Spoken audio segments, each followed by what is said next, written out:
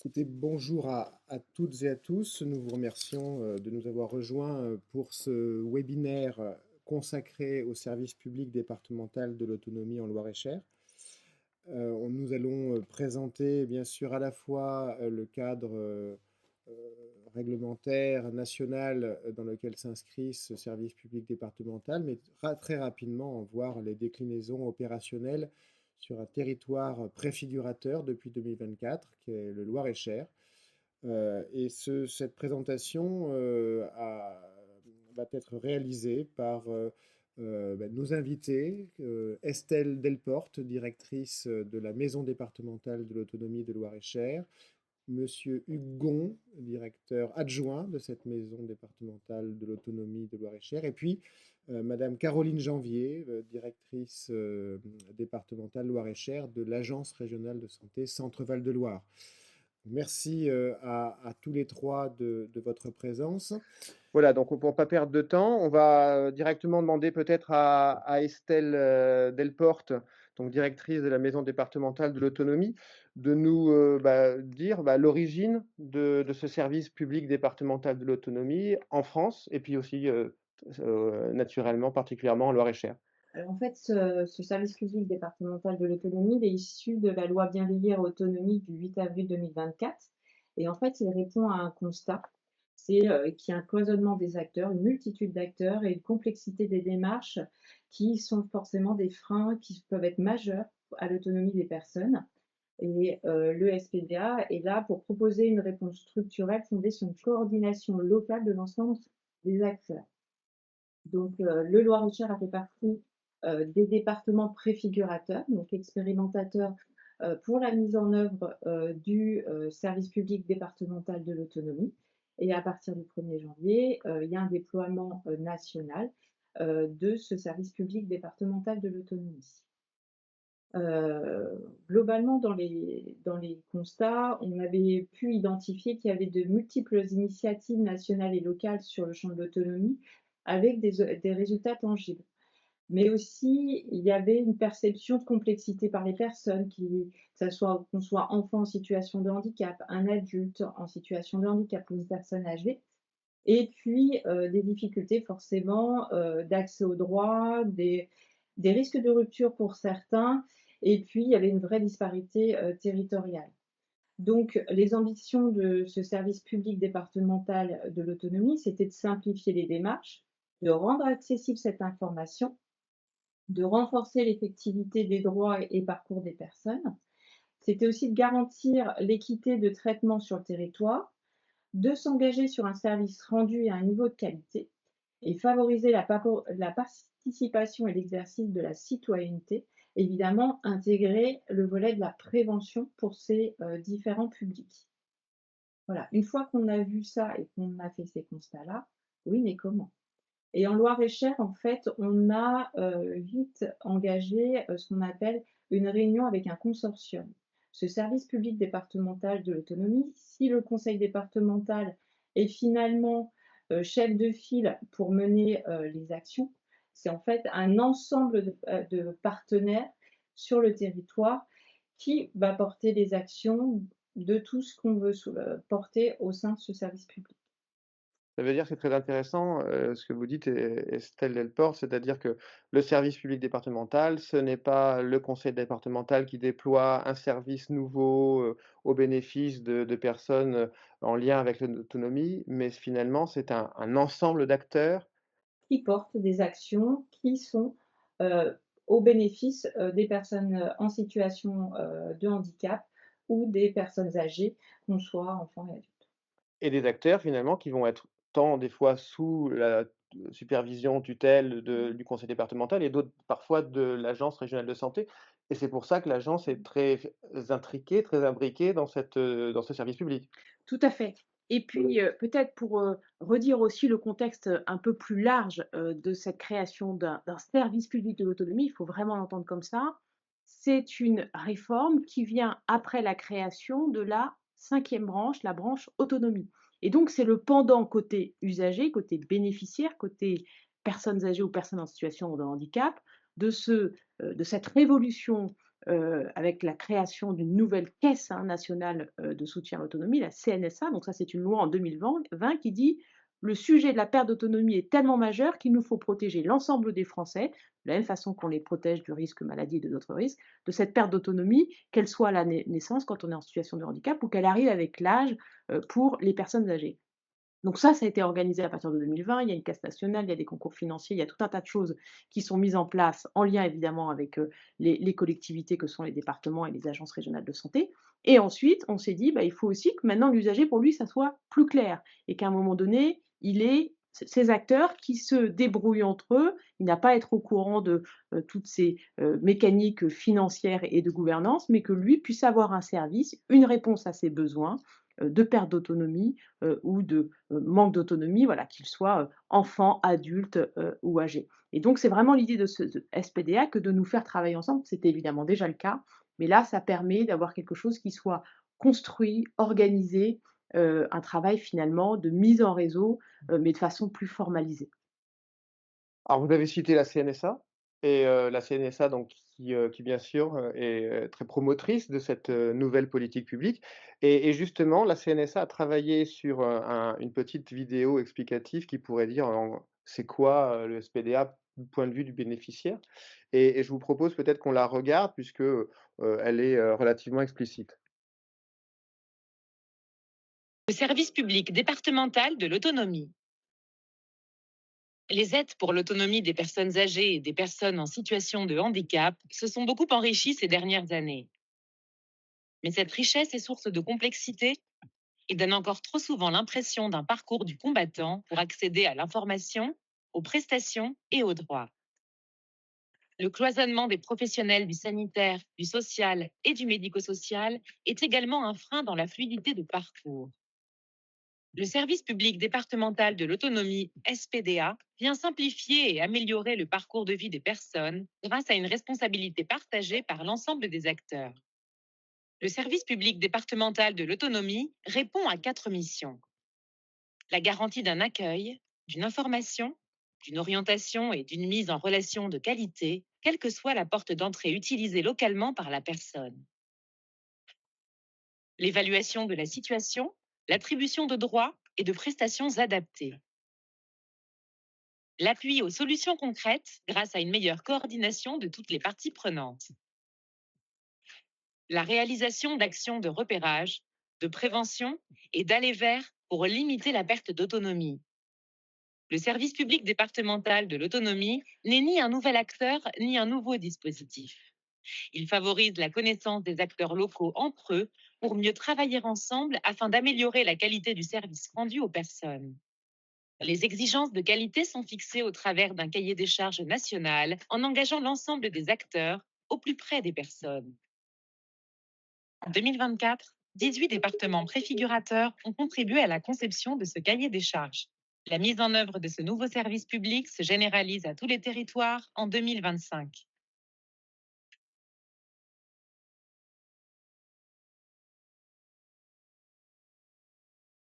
Donc service public départemental de l'autonomie, le Loir-et-Cher est territoire préfigurateur comme ça a été, mentionné dans la vidéo, ce qui veut dire qu'on a déjà dans notre territoire, eh bien, pu poser un certain nombre d'actions. On va les voir, on va en avoir quelques exemples très concrets. Mais avant tout, Estelle Delporte, moi ce qui m'intéresse, ce qui m'a un petit peu voilà, ce qui est perçu dans la vidéo, c'est que, heu, avant SPDA et bien sûr le SPDA est toujours en train d'être mis en œuvre, mais avant SPDA, on décrit le parcours des bénéficiaires comme étant complexe. Est-ce que dans notre territoire de Loir-et-Cher, est-ce que au travers votre expérience de métier, eh bien, vous pouvez, confirmer que actuellement, ça reste encore complexe? Alors c'est complexe, c'est extrêmement complexe même pour les usagers, c'est déjà complexe pour les professionnels. Finalement, on peut identifier qu'autour des personnes, il y a énormément de structures, d'associations, de services qui existent. Et finalement, bah, la personne, elle se retrouve en difficulté pour savoir qui interpeller, comment interpeller. Là, sur la représentation graphique que vous avez, on voit une personne âgée, un enfant en situation de handicap et aussi les personnes en situation de handicap adultes. Et on peut identifier tout un tas d'acteurs. Donc, on a le centre de ressources territoriales et le dispositif de vieillissement et de maintien de l'autonomie qui sont des aides pour les personnes, des dispositifs qui aident les personnes âgées dans leur parcours. On a des associations locales qui ont un rôle très important. L'éducation nationale qui a un rôle aussi majeur puisque évidemment le handicap, ce n'est pas qu'à la maison, c'est aussi à l'école et comment on construit un parcours pour les jeunes avec eux. Donc ils font partie de ce SPDA. On a évidemment France Travail avec Cap Emploi. On a parlé largement du conseil départemental et la maison départementale de l'autonomie. On a évidemment les différents établissements médico-sociaux, les services d'aide à domicile, les GHT, donc les groupements hospitaliers de territoire, l'ARS évidemment, la préfecture, Maison France Service, les communautés, les CCAS, les CIS et les mairies qui en fait sont là en soutien et en proximité finalement des personnes, les dispositifs d'appui à la coordination, la communauté 360, les CPTS, l'assurance maladie, la MSA, la CAF, la CARSAT, les organisations de retraite. Bref, il y a beaucoup de monde autour. Sauf que quand on a une problématique, on n'a pas le temps de réfléchir, quand on est un usager, qui on doit interpeller. Et finalement, le SPDA va permettre un peu d'alléger cet écosystème, c'est quelle que soit la porte qu'on franchit, eh ben, on va avoir un interlocuteur. Et comme le disait tout à l'heure Madame Janvier, finalement, la personne n'a pas besoin de savoir comment la mécanique se passe derrière. On se coordonne mieux grâce au SPDA et du coup, la personne a une réponse à ses besoins, à ses prestations ou pour toute autre chose. Ce qui veut dire qu'aujourd'hui, donc, l'étoile qui est présentée sur ce document, elle est plutôt, idéale parce qu'on voit que voilà, en plus elle est en couleur, donc on imagine que voilà, qu'il y a toute une panoplie de services et d'accompagnement qui sont au bénéfice de ces personnes. Mais voilà, on est d'accord que le constat aujourd'hui, c'est que tant que ces acteurs-là ne communiquent pas mieux ensemble, ne font pas plus service ensemble, eh bien c'est le bénéficiaire qui lui va devoir, gérer seul cette propre complexité. C'est pour ça que l'ARS investit aussi sur cette dynamique. Tout à fait. L'ARS, nous, au départ, sur l'accompagnement, des personnes en situation de handicap ou des personnes âgées, on est sur le champ de la santé, donc du soin, tout ce qui relève du soin, que ça soit en établissement ou en ambulatoire, dans le médico-social ou dans le sanitaire. Maintenant, on sait bien qu'une personne, elle n'a pas seulement besoin de soins, elle a besoin d'aller à l'école, elle a besoin de se déplacer, elle a besoin parfois, d'avoir des aides techniques dans son quotidien.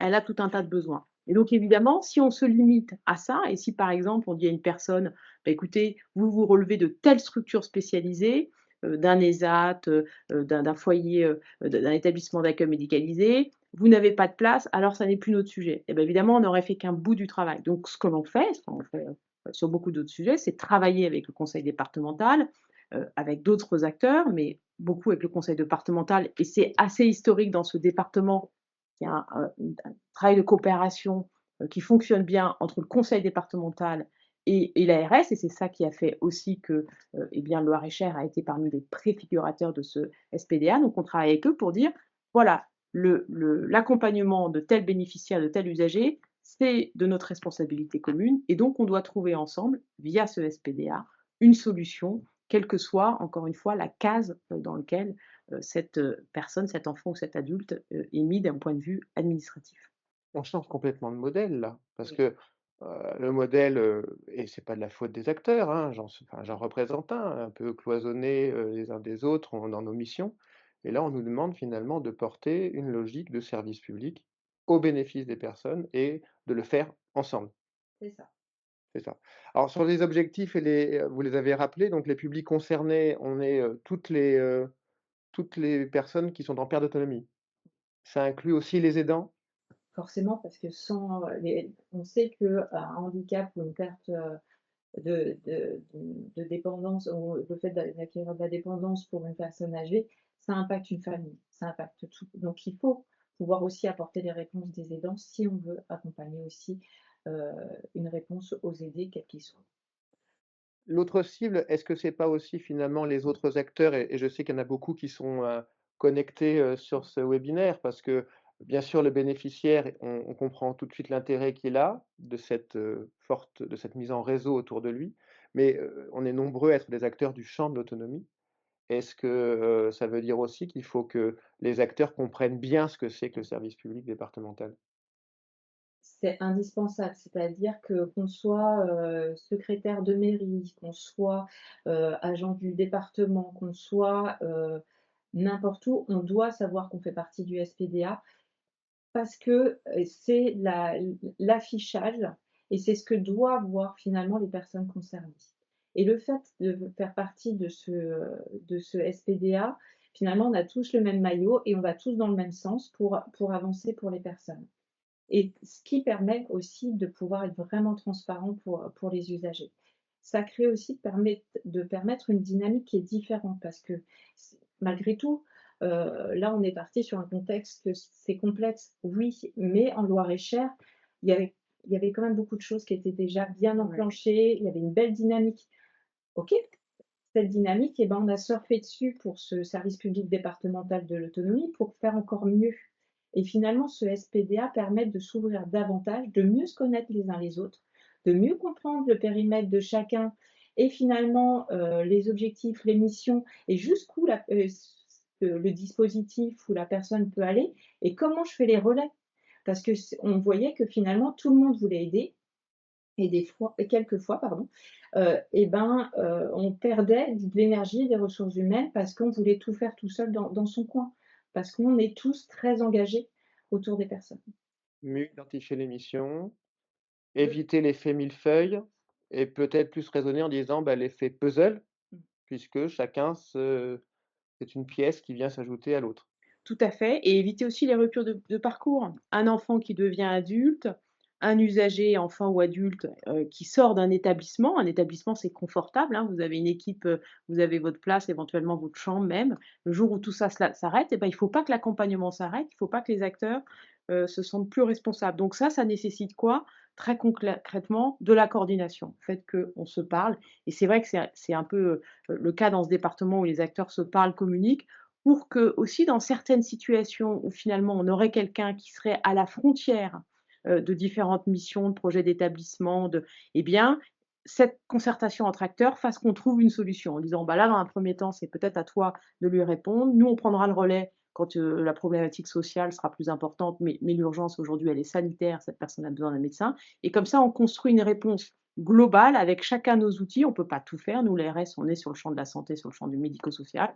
Mais chacun avec nos compétences, nos outils, les professionnels avec lesquels on travaille, on apporte une partie de la solution. Et donc l'idée, c'est vraiment d'avoir cette idée de responsabilité collective, et de travail de coordination. Vaste chantier, Hugon, j'ai envie de vous dire que, maintenant, mais, comment on met ça en œuvre? Donc, comment on s'y prend? J'imagine qu'il y a quand même une démarche structurée pour arriver à ces objectifs. Oui, alors du coup, pour répondre à ces objectifs, le SPDA, il s'articule autour de 4 grandes missions qui sont interdépendantes les unes des autres. Donc la première mission, c'est l'accueil, l'information et la mise en relation. Donc on y viendra après hein, sur les objectifs de cette mission et qu'est-ce qu'on a pu mettre en place pour que cette mission dans le département de Loir-et-Cher. La mission 2, c'est l'évaluation et l'instruction des droits, donc pour que chaque usager ait ses droits ouverts en fonction de ses besoins. La mission 3, le soutien à des parcours personnalisés, continus et coordonnés.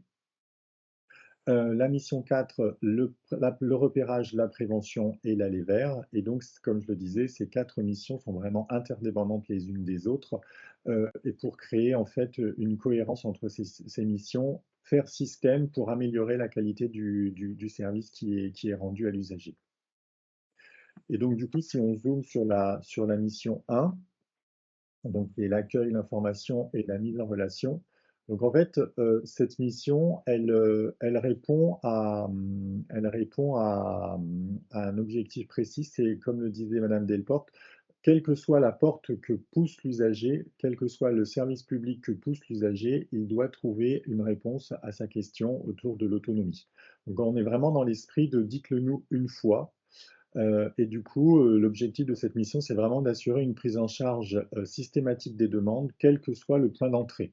Donc la personne, bien évidemment, elle n'aura peut-être pas les réponses à sa question, mais au moins qu'elle soit orientée vers la bonne personne ou vers le bon dispositif pour pouvoir avoir des réponses à ces questions. Du coup, l'objectif aussi, c'est d'adapter le guichet, qu'il soit physique ou virtuel, aux besoins de l'usager et d'informer l'usager sur les étapes de sa demande. Et en action concrète, ce qu'on a pu mettre en place pour répondre à cette... Première action concrète, hein, c'est-à-dire que là, on est en train de vous illustrer par des... Tout à fait. Et peut-être qu'elles n'y sont pas toutes d'ailleurs, d'autres, voilà, mais c'était pour que vous puissiez, enfin, en tout cas, que les personnes qui nous écoutent puissent avoir, prendre, voilà, un petit peu avoir des actions, la mesure de comment on illustre ces actions, ces objectifs en termes d'action. Donc oui, on a donc échantillonné, il y a d'autres actions qui ont été mises en place, qui sont enclenchées ou qui sont prévues pour 2020, fin 2025 et 2026. Mais là, il y a déjà des choses qui ont été enclenchées. Alors, le conseil départemental est porteur de la plateforme Vivre Autonome 41 comme porte d'entrée privilégiée et unique pour les usagers. Donc du coup, une des actions qui ont été mises en place, c'est de continuer de renforcer la promotion de cette plateforme pour qu'elle soit encore plus connue auprès des usagers. Même si Vivre Autonome a maintenant 12 ou 13 ans d'âge, on se rend compte qu'il faut en permanence travailler sur la communication de cette plateforme. Ce qu'on est aussi en train de travailler, c'est une formation pour l'ensemble des professionnels de l'accueil, pour vraiment qu'on construise une culture commune de l'accueil autour de l'autonomie. Donc ça, c'est des choses qu'on est aussi en train de travailler pour pouvoir proposer cette formation via ou un organisme de formation, ou alors on verra sur quelle forme, mais pour vraiment pouvoir acquérir une culture commune autour de l'accueil, autour de l'autonomie.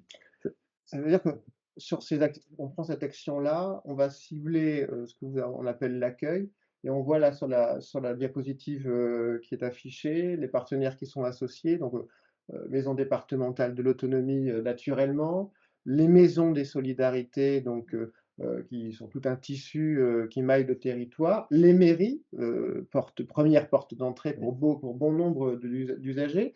Voilà, ça veut dire que tous ces acteurs-là vont vraiment, voilà, l'objectif de l'action, c'est Oui. porter une culture commune de l'accueil, service public départemental de l'autonomie. Tout à fait. C'est l'objectif de cette action de formation qu'on est en train de travailler.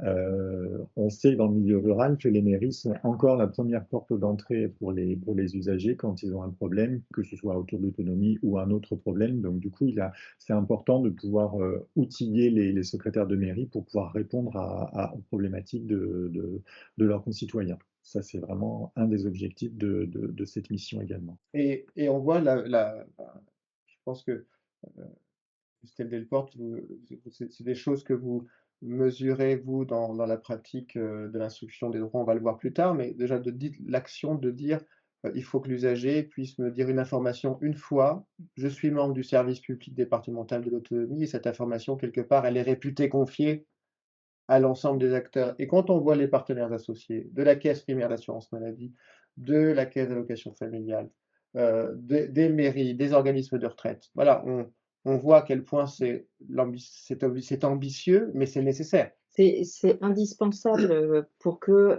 finalement on ait les fondamentaux partout sur le territoire, qu'on soit au plus proche des bénéficiaires, des aidants, avec une information qui soit fiable et une organisation qui soit vraiment bien coordonnée. Et donc cette formation finalement des professionnels de l'accueil, finalement, c'est les rassurer, 2, c'est apporter un service de qualité au plus près des personnes. Autre mission, voilà, donc mission 1, merci. Et puis, on continue à dérouler. Mission 2, sur l'évaluation et l'instruction des droits. Alors cet objectif, en fait, il a pour but de gérer le processus d'évaluation et d'attribution des prestations de matières fluides. Donc c'est tout ce qui est les droits pour les personnes âgées et les personnes en situation de handicap. Et donc c'est aussi de traiter les dossiers de façon optimale et respecter des délais légaux. Et c'est aussi adapter le service aux besoins de l'usager et l'informer sur l'avancement de sa demande. Et ça, concrètement, on l'a traduit, nous, sur le Loir-et-Cher. On a mis en place des travaux pour la reconnaissance mutuelle des évaluations pour les personnes âgées et les personnes en situation de handicap. Alors, pour les personnes âgées, on travaille avec l'AMSA et la CARSAT, c'est-à-dire que finalement, euh, le bénéficiaire, il va recevoir un évaluateur chez lui, soit la MSA, soit la CARSAT, soit nous. Et finalement, en fonction de son degré de dépendance, auparavant, finalement, on renvoyait vers l'autre en disant c'est pas nous qui allons donner les prestations derrière. Donc, on renvoyait l'usager et on faisait une deuxième évaluation. Là, on a travaillé sur une trame qui est commune. La personne est évaluée par n'importe quel évaluateur, que ce soit de la MSA, de la CARSAT ou du conseil départemental. Et quand bien même ce n'est pas nous qui allons faire la prestation derrière, cette évaluation, elle est valorisée et travaillée derrière pour justement mettre la bonne prestation sans qu'on ait un deuxième passage qui crée quand même du flou chez les personnes. Et l'exercice va être fait de la même façon sur les personnes en situation de handicap, puisqu'on voit que sur le territoire, il y a beaucoup d'évaluations de différents partenaires, ça peut être des ergothérapeutes ou autres, et finalement d'avoir une grille de lecture qui soit commune pour finalement partager nos évaluations et finalement permettre un accès au droit et une évaluation qui soit plus fine, ça donne tout son sens. Et c'est la reconnaissance de la responsabilité de l'autre. De chacun. On reconnaît l'expertise de chacun avec un modèle qui soit finalement unique et partagé. Dans les autres actions concrètes, on a aussi l'optimisation des procédures d'urgence et accélérée, aussi bien pour la prestation de compensation du handicap que pour l'APA. L'idée, c'est que quelquefois, on ne peut pas attendre le délai réglementaire pour avoir, il y a besoin de le mettre tout de suite en place. Donc, c'est d'optimiser ces procédures, c'est aussi comment s'interpeller sur ce qui est urgent ou pas urgent, parce que sinon, quand on regarde le prisme, toute demande est urgente finalement, mais il y a quand même des situations qui nécessitent une mise en place extrêmement rapide. Et donc, on a revu pour ces personnes-là, en définissant ce qu'était l'urgence et que cette définition d'urgence soit partagée, comment mettre en place finalement des prestations rapidement pour sécuriser les personnes. Et puis enfin, dans les actions concrètes, enfin, il y en a tout un tas derrière, là, on a fait juste une extraction de certaines, c'est de poursuivre le développement de technicothèques, que ça soit pour les enfants, pour les personnes. Alors, une technicothèque, finalement, ça nous permet un accès plus rapide des aides techniques pour les personnes, qu'on soit sous le champ du handicap ou pas. On peut interpeller cette technicothèque qui se trouve dans la Maison Bleue à Blois, où on peut avoir des aides qui aident au quotidien. Ça peut être des ustensiles de cuisine parce qu'on a du mal à avoir une bonne préhension, des choses comme ça. Et ce qui permet d'éviter de mettre de l'aide humaine ou de limiter les aides humaines. Plus on met en place des aides techniques auprès des personnes, moins il y a d'aide humaine et plus en fait on va permettre aux personnes de développer de l'autonomie et de développer leur potentiel sur certaines actions au quotidien. Et ça permet aussi le maintien au domicile pour certaines personnes. Parmi les partenaires, je vois bien sûr les traditionnels intervenants du champ de l'autonomie, mais on voit également l'arrivée des services à la domicile, des hôpitaux publics, bien sûr de l'éducation nationale, j'ai cité. On sent vraiment que des actions concrètes comme ça, procédures d'urgence accélérées pour des prises en charge en PCH ou en APA, ça intéresse aussi l'hôpital parce qu'ils ont besoin d'accompagner et de coordonner le parcours à domicile. C'est ça l'interaction autonomie sanitaire.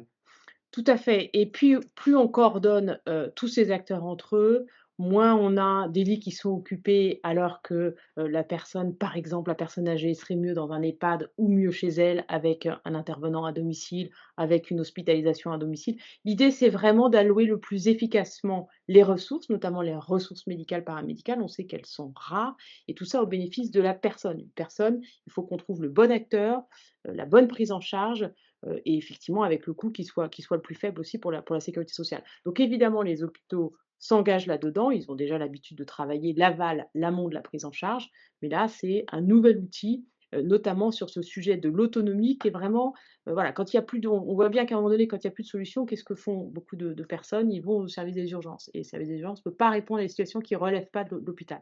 Donc c'est pour ça qu'il y a un intérêt évidemment pour l'hôpital aussi à s'inscrire là-dedans.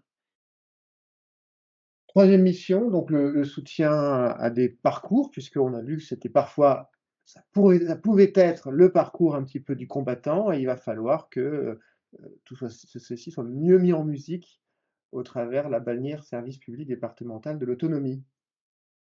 Du coup, oui, la mission 3, c'est vraiment le lien et la coordination qu'on fait entre tous les acteurs qui sont dans ce service public départemental de l'autonomie. Donc, les objectifs de cette mission, c'est vraiment de faciliter le partage d'informations entre tous les intervenants pour que l'accompagnement il soit efficace, personnalisé, fluide et qu'on évite au maximum les ruptures de parcours. Du coup, des actions concrètes qui ont été mises en place sur le département, on a travaillé sur des logigrammes de parcours, personnes âgées, personnes en situation de handicap, et en parallèle, on a également travaillé sur un qui fait quoi, puisque c'est important aussi, on a dit tout à l'heure qu'il y avait une multitude d'acteurs autour de l'usager et que du coup, on n'arrive pas à s'y retrouver, hein, que ce soit les partenaires ou que ce soit les usagers. Donc du coup, c'est important de travailler sur ce qui fait quoi pour aussi que chacun puisse savoir quel est le champ d'intervention de l'autre et jusqu'où il va par rapport à nous. Donc du coup, ces logigrammes ont été travaillés et on a eu la semaine dernière un exemple concret de l'utilisation de ces logigrammes. C'est parce que du coup, on a eu une situation, une personne qui était en grande vulnérabilité à son domicile. Et du coup, avec l'utilisation de ce logigramme, on a pu identifier où en était la personne dans ce parcours et du coup, qu'est-ce qu'il fallait, quelle expertise il fallait aller chercher pour faire évoluer la situation de la personne en fonction de son projet de vie et de ses souhaits. Autre action concrète également qu'on a pu mettre en place, enfin qu'on a commencé à mettre en place et qu'on va travailler, c'est tout le travail sur les ruptures de parcours. Donc, identifier, organiser et mettre en œuvre un suivi et un accompagnement particulier des personnes dites en situation spécifique pour éviter justement les ruptures de parcours à certains âges de la vie. Donc, c'est les amendements de Creton pour les personnes, pour les jeunes en situation de handicap, c'est les sorties d'hospitalisation, que ce soit pour des personnes âgées ou pour des personnes plus jeunes. On sait que une sortie d'hospice peut être une rupture de parcours. C'est le passage du statut de personne en situation de handicap à personne âgée. Donc du coup, ça peut être aussi une rupture de parcours parce que changement de prise en charge, parce que financement différent, parce que hébergement différent. Mais ça, je dirais, l'usager, c'est pas son problème. Donc du coup, là, le SPDA, il prend aussi tout son sens. C'est notre problème à nous et c'est à nous de régler le problème pour que l'usager puisse continuer à être pris en charge et que son parcours soit fluide. Donc ça, c'est des actions qui sont déjà enclenchées et qui vont perdurer sur les années à venir. Et on voit bien là, au travers des partenaires associés, que c'est aussi la encore une fois, la lutte contre cette sensation du millefeuille, puisque bon, quand on est à l'intérieur, on sait qu'il n'y a pas tant de millefeuilles que ça et que chacun a des missions qui lui sont propres, mais du côté perçu, même des acteurs de la santé, c'est parfois compliqué. Et là, on voit bien qu'on doit répondre collectivement. Bien sûr, ARS, conseil départemental, et on voit arriver parmi les acteurs de ces actions-là, le dispositif d'appui à la coordination, la communauté 360, donc qui réunit les acteurs du handicap, PCPE, la réponse accompagnée pour tous de la maison départementale de l'autonomie, les centres de ressources territoriaux. On voit, voilà, on se met en logigramme, en ordre, vous l'avez dit, pour faire en sorte qu'on n'ait pas cet effet-là de millefeuille et au contraire que chacun puisse se saisir au bon moment. Oui, tout à fait et finalement, ça paraît évident comme ça, hein, qu'il faille que tout le monde travaille ensemble, mais c'est aussi beaucoup d'énergie et c'est le rôle de ce SPDA que de prendre le temps, de la coordination, de la mise en réseau, de la responsabilisation de chacun, parce que vous le voyez là dans les dispositifs que vous avez, cités, hein, CPTS, ces Comité 360, tous ces dispositifs-là, en fait, ils font l'objet de financements dédiés. Pourquoi? Bah, parce qu'à un moment donné, il faut qu'on ait aussi des professionnels qui soient affectés à ça. Il y a rien de plus compliqué que de faire travailler des gens ensemble, que d'appeler, le service des urgences, puis ensuite de trouver un lieu d'accueil pour, effectivement une personne âgée qui peut pas rentrer chez elle, mais qui peut pas non plus rester à l'hôpital. Tout ça, c'est beaucoup de temps, beaucoup de travail et donc on a besoin en effet d'un service dédié, et c'est, l'objectif de ce SPDA. Avant de passer à la mission 4, qui, sur le repérage, la prévention et l'aller vers, question posée par quelqu'un. Donc, qui va coordonner l'ensemble des acteurs pouvant être amenés à intervenir? Y aura-t-il des conventions entre les opérateurs ou y a-t-il une convention, un accord cadre départemental? Comment assouplir nos cadres d'intervention respectifs, s'il faut les assouplir? Alors, sur la convention, en fait, on partirait plus sur une charte d'engagement des membres du SPDA plutôt que de conventionner, parce qu'on a vu que le nombre d'acteurs est très très large hein, autour du SPDA. Donc, du coup, il y a il y a une charte d'engagement qui est en train d'être travaillée au niveau national, au niveau de la CNSA, et du coup, qui pourra être déclinée et retravaillée en local pour que chacun aussi s'engage dans ce SPDA et à travers cette charte d'engagement. Donc ça, c'est quelque chose qu'on avait qu'on a projeté de travailler. Après, pour répondre à la coordination des différents acteurs, sur la coordination, on a déjà le DAC, donc le dispositif d'appui à la coordination sur tout ce qui est, personnes âgées, les sorties d'hospitalisation, et on a aussi la communauté 360. Le SPDA, il y aura personne vraiment d'identifié pour coordonner tout le monde.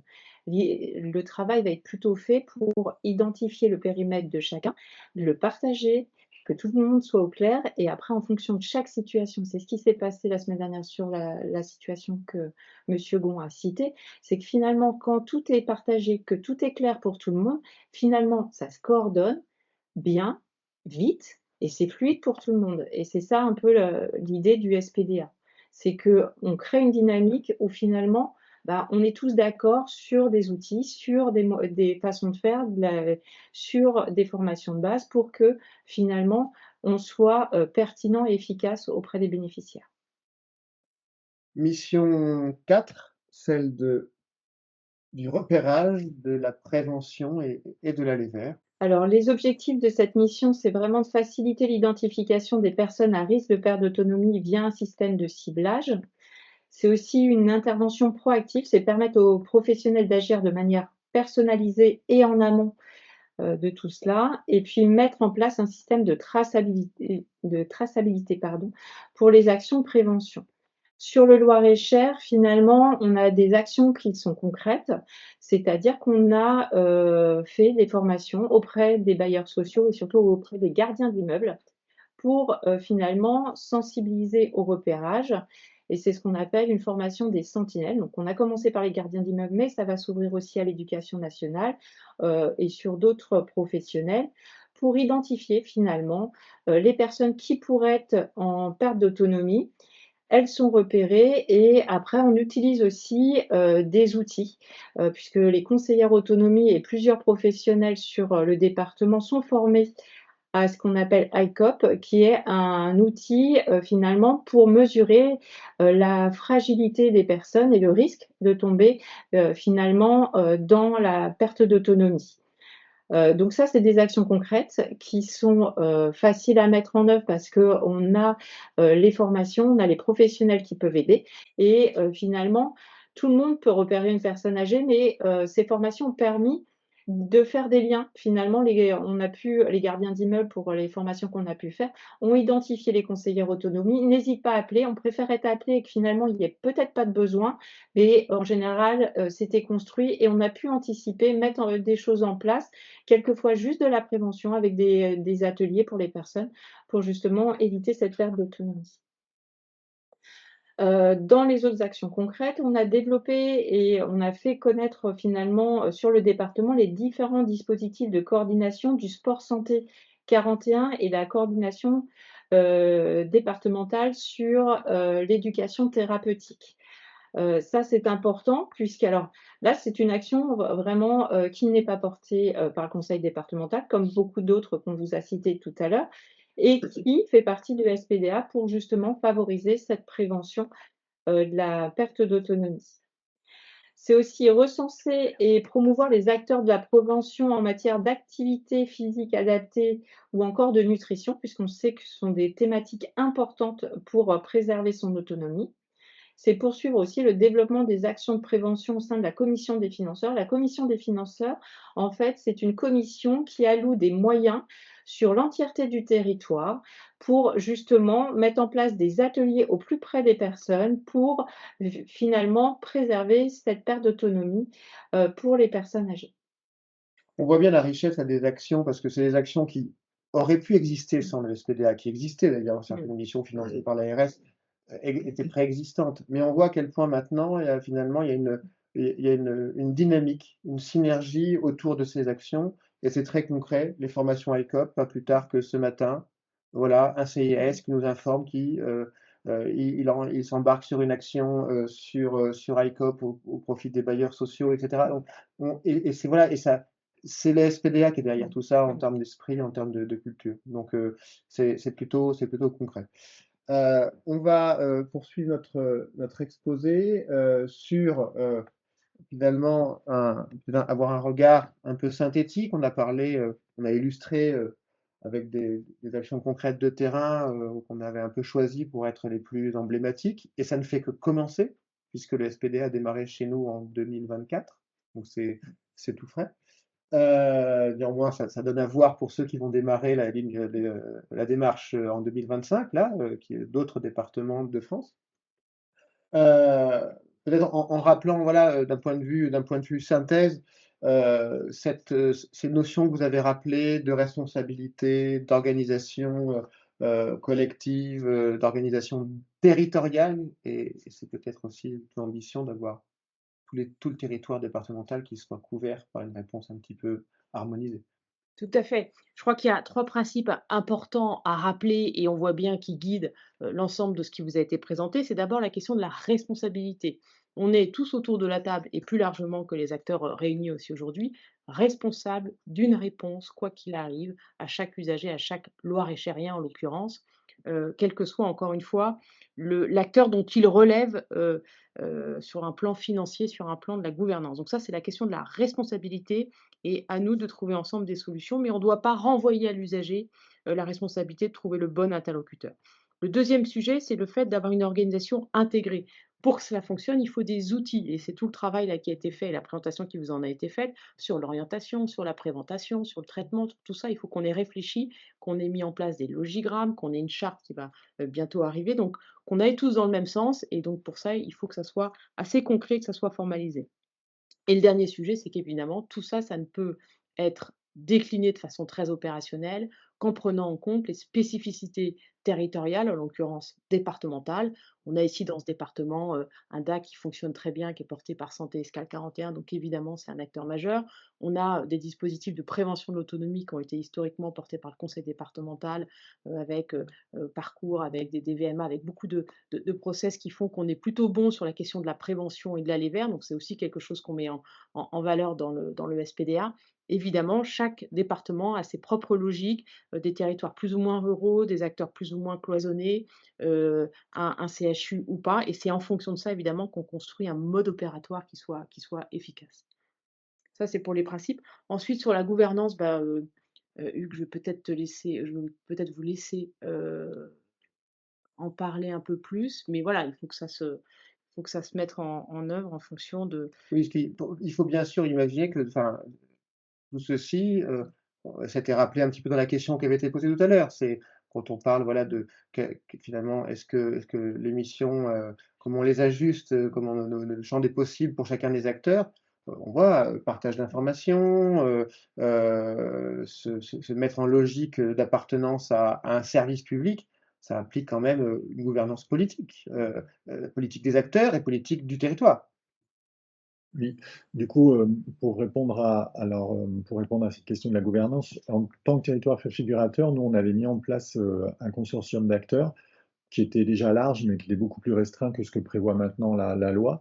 Et du coup, pour se mettre en conformité avec la loi du 8 avril 2024, en fait, on va créer la conférence territoriale de l'autonomie, qui est la déclinaison territoriale de la conférence nationale de l'autonomie qui a été mise en place par cette même loi du 8 avril 2024.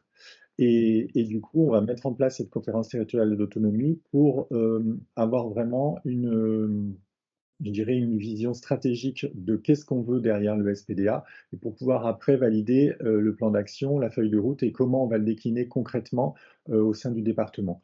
Donc la première conférence territoriale de l'autonomie va s'installer le 21 novembre avec une coprésidence conseil départemental et ARS. Et il y aura tout le monde. Il y aura Et il y aura le tous les consortium, acteurs de- c'est-à-dire Tous tous les les invités. acteurs, J'espère que tout le monde voilà, sera et là. tous ceux qui sont impliqués, qui doivent porter les actions dans ce SPDA. Tout à fait, tous les acteurs vont être invités pour cette première conférence territoriale de l'autonomie. Très bien. Bah, écoutez, Madame Janvier, je crois que vous aviez une obligation, Oui, donc on va faire une synthèse de ce travail-là. On vous remercie d'avoir pu représenter l'Agence régionale de santé pendant ce webinaire, puisque c'était fondamental pour nous que ceci soit fait avec une double voix. Et peut-être, voilà, Estelle Delport, peut-être sur ce service public départemental, comment ne pas aussi finalement euh, inquiéter ou perturber les acteurs qui sont déjà en maîtrise de leur écosystème, qui vont dire, ben voilà, nous voilà encore avec encore un machin. C'est le risque, hein, c'est le risque de se dire, tiens, encore quelque chose de plus dans ce fameux millefeuille. Et en fait, c'est important de dire ce que n'est pas finalement le SPDA, c'est que c'est pas un nouveau dispositif ou un nouvel acteur, c'est pas non plus un guichet unique, c'est pas non plus un modèle d'organisation et de fonctionnement qui est imposé, et c'est pas une remise en question du périmètre des missions actuelles des différents acteurs. Le SPDA permet surtout de mieux travailler ensemble, d'être beaucoup plus fluide, d'avoir une meilleure connaissance et interconnaissance de nos activités. Et on voit qu'il y a beaucoup d'ambition. Et si je peux prendre notre expérience sur le Loir-et-Cher, finalement, on n'a pas eu de difficulté à se mettre tous autour de la table, de définir ce plan d'action qui est riche, hein, parce que là, on n'a pris que quelques exemples, mais il était nécessaire qu'on optimise finalement tout ce qu'on pouvait faire les uns les autres pour apporter un service de qualité encore meilleur, même si on était déjà pas mal quand même. Donc ce n'est pas un SPDA qui appart, voilà, qui serait quelque chose de préempté à une institution particulièrement, c'est plutôt le SPDA de tous les acteurs du champ de l'autonomie. C'est votre SPDA en tant qu'MMDA, que c'est mon SPDA en tant que directeur de DAC, que c'est le SPDA de l'ARS, de la CEPAP, de l'hôpital ou même de la CARSAT. Est-ce que voilà, on s'est voulu relativement synthétique pendant cet exposé. Je vous invite à poser, il nous reste encore 5 petites minutes avant de conclure. Je vous laisse bien sûr poser vos questions sur le chat si vous en aviez, ou si vous vouliez revenir en arrière sur des éléments.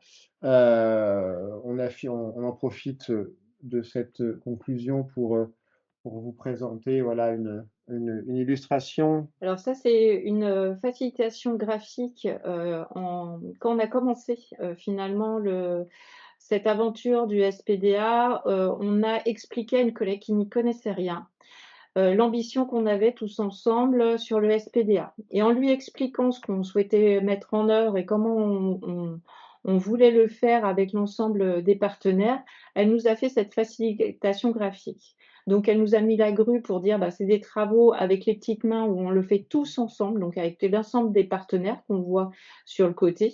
Et finalement, c'est de garantir, de faire lier ces 4 missions qui sont dans le puzzle, c'est comment on s'articule les uns avec les autres et on est infiniment liés dans l'objectif et dans les actions. Et sur le côté, en fait, on voit une espèce de petite route. Et l'idée, c'est de créer une autoroute finalement pour les personnes âgées, pour les personnes en situation de handicap, en simplifiant et en étant équitable et en gardant finalement le même objectif qui est symbolisé par la cible. J'ai trouvé cet exercice fait par une collègue extrêmement intéressant puisqu'il représente vraiment les ambitions qu'on souhaitait mettre pour ce service public départemental de l'autonomie et qu'on continue de faire vivre et qu'il faudra faire perdurer dans le temps.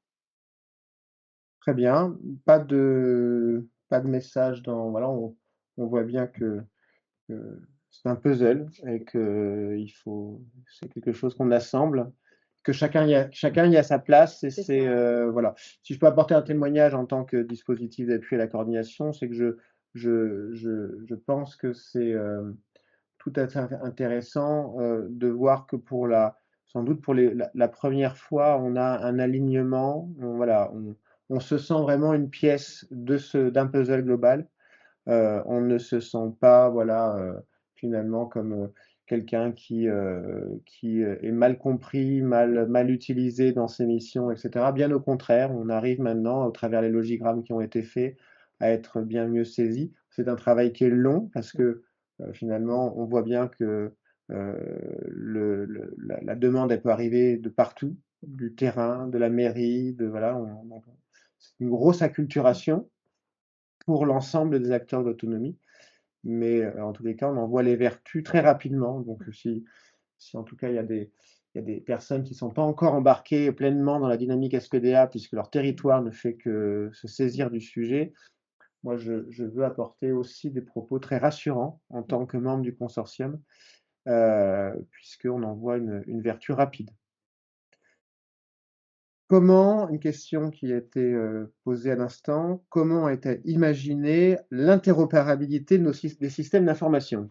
Alors là, ça fait partie des grands sujets de notre plan d'action. Donc évidemment, l'interconnectivité, c'est une problématique récurrente, c'est-à-dire que même si on a travaillé sur la reconnaissance mutuelle des évaluations, néanmoins, le partage des données est extrêmement compliqué. Donc, dans cette fiche action, puisque ça fait partie des actions qui vont être menées par le SPDA, on a un travail justement pour avoir un accès commun, partagé par des outils. Donc, on se réfère aussi au GRAD qui est à Orléans, qui est du coup régional, justement pour avoir cette accessibilité des données. On travaille aussi sur des messageries sécurisées, hein, certains établissements en ont. L'idée, c'est que l'entièreté des partenaires du consortium, et même plus large qui sont, puissent avoir cette messagerie sécurisée qui nous permettra aussi de partager des données. Et puis après, on a toujours quand même la problématique du RGPD, qui est du coup cette réglementation qui peut être limitante parfois. Et on travaille aussi en direct avec la CNSA, justement, par rapport à cette problématique, même entre structures, même entre MDPH, où on voit qu'on a des difficultés puisqu'on n'a pas tous les mêmes outils. Donc, c'est en cours. Je pense que ça va être un des sujets les plus complexes ça n'empêche qu'il faut s'y attaquer et qu'on avance plutôt bien dessus. Oui, donc des enjeux nationaux, les rappeler RGPD, dites-le moi une fois, c'est simple à dire, mais à faire, c'est compliqué parce que voilà, et peut-être que là, l'appui national, ça va être d'aider à structurer un petit peu, au nom d'un service public départemental, d'aider à libérer peut-être certains axes de communication, des outils qui existent et qui peuvent déjà être utilisés, et un appui régional, hein, la convergence finalement sanitaire, médico-social, social du SPDA permet aussi aux acteurs nativement du sanitaire et du médico-social que sont les grades, eh bien, de venir entrer dans ce débat-là et de venir appuyer la démarche également. Mais une grosse fiche action, vous l'avez dit. On arrive au terme donc de ce webinaire. Il n'y a pas d'autres questions visiblement. En tout cas, on remercie tous ceux qui se sont connectés de l'avoir fait. On espère qu'on a pu illustrer.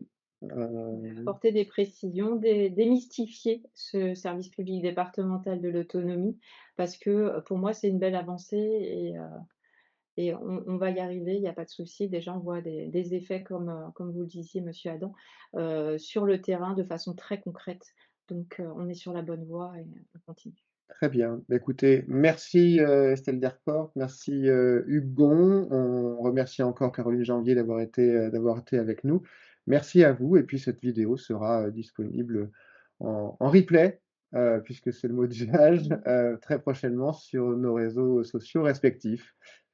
Merci, au revoir. Merci à vous et au revoir. Au plaisir.